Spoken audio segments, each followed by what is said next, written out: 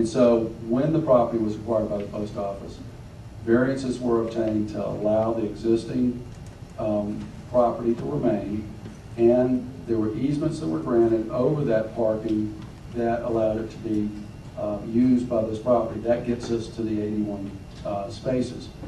The other spaces we have talked to the post office about, but it has been very difficult to get through the federal morass to try to get an actual lease. There has been an understanding and a lot of discussions that as long as we don't interfere with their operation, which again, the main use would be at nights and on weekends, it's probably not going to be a problem. But we can't get a formal lease from them yet.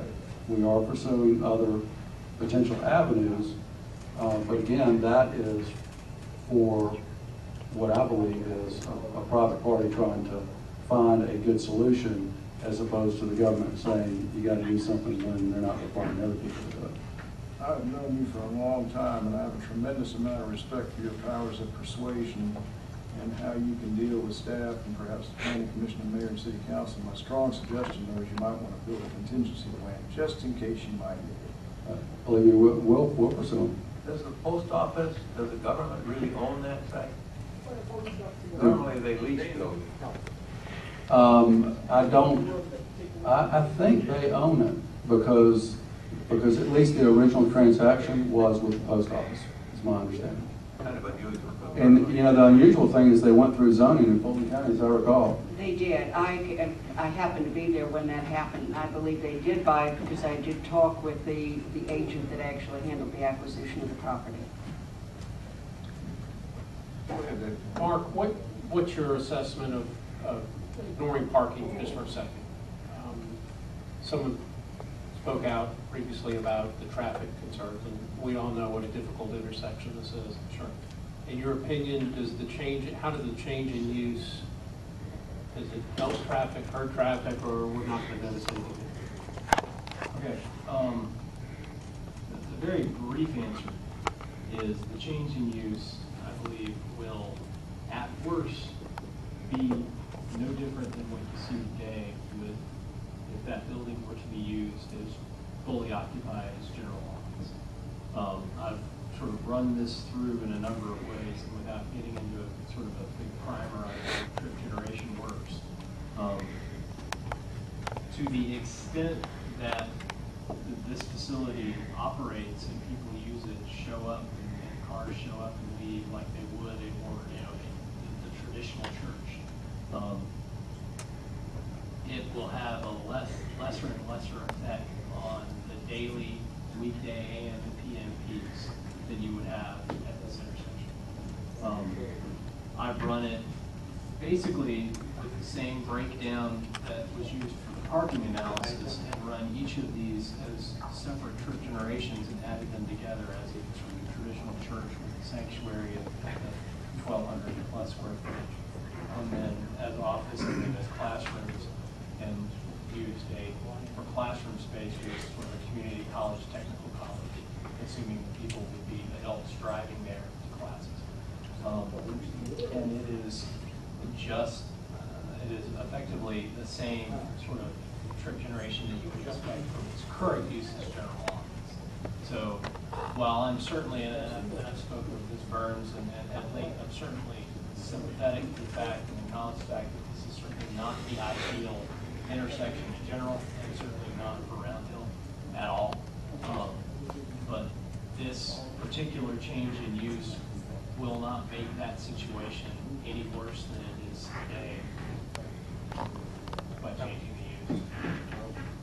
One other question for the applicant, just out of curiosity, how long has the church owned this property?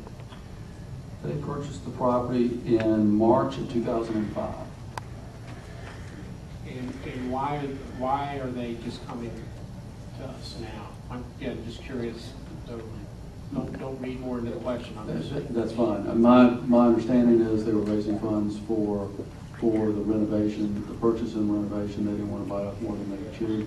The purchase was a substantial amount of money. The renovations will also be a substantial amount of money. Once they start, go through and finish it. So Is it just empty now? No one's- It is empty. It is, you know, one of the issues that was raised in terms of maintaining the grounds. They weren't doing a real good job of that.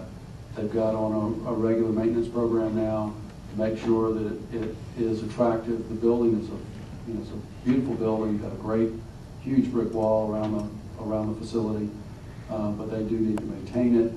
And obviously they're going to spend $3 million plus to renovate it. So it's going to be a substantial renovation. They're not going to expand the exterior at all, but they are going to upgrade it to make it an attractive building again. Got a motion? So, one quick question. Why do we need the additional 10, 11,000 square feet? We talk about the small numbers and talk about applying the church standard here, but why do we need all this space? Well, the extra space, what's really interesting is that's the reason why we're here. We could do, if we wanted to use the 3 stories, and that's where the assembly will take place, is in the basement. And we could do the church offices, we could do the classrooms, etc., without having the assembly space today. But in order to do their plan, which utilizes right now, that space is empty, so they can build that out and build it out to a larger assembly area.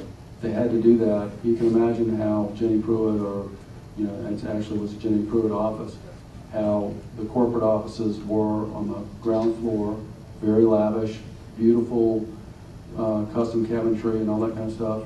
They want to preserve a lot of that. They don't want to have to rip all that out. They want to utilize as much of the existing building as they can, and then on the ground floor they want to have their assembly area. So that's why we're here.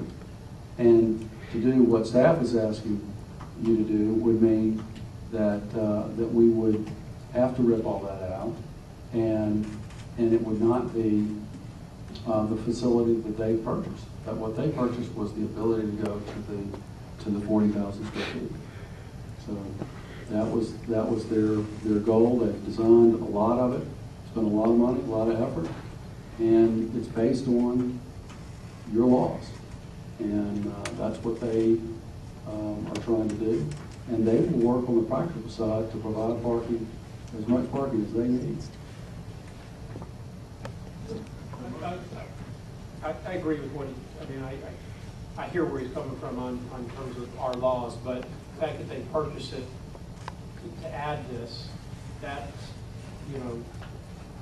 their mistake by planning to do something that they didn't have zoning for, and then trying to zone it after the fact. So that was, I guess, kind of why I was asking that question. I understand the hardship, but I also think we need to acknowledge that they are coming to us after the fact. They didn't properly do their diligence. If they were planning to do this when they bought the building and didn't research the zoning, that's their fault. Don't disagree. Do I have a motion? I would move to grant the deferral. 60 days. Do I have a second? I'll second. Mr. Rubenstein, seconded by Mr. Thatcher. Any further comment? Call the question. Those in favor of the motion? Passed. Thank you. Thank you very much. Text Amendment 09-009. Amendment from Article 3, definitions and listing